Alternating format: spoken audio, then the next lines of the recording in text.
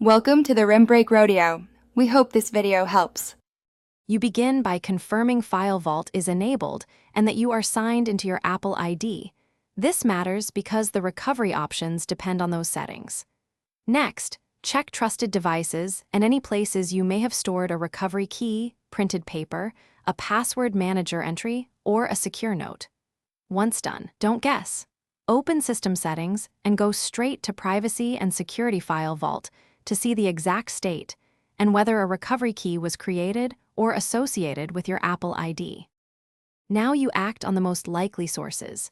If the Mac shows the Apple ID recovery option, sign in with that account and follow prompts. This is the fastest route. If not, search connected drives, cloud backups, and password managers for a file or note labeled recovery key.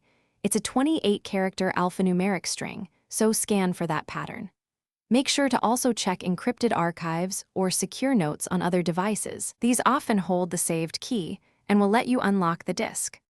To finish, enter the 28-character recovery key exactly, including hyphens if shown, or use the Apple ID path to reset and unlock. If you cannot find the key, contact Apple support with proof of purchase. They can sometimes assist with account-based recovery steps. If unlocking still fails, boot to Mac OS Recovery, run Disk Utility First Aid to check the drive, and then retry. This helps if corruption blocked the process. One tip: double-check character confusion like O versus 0 to avoid simple entry errors. Thanks for watching. Consider subscribing if we helped you.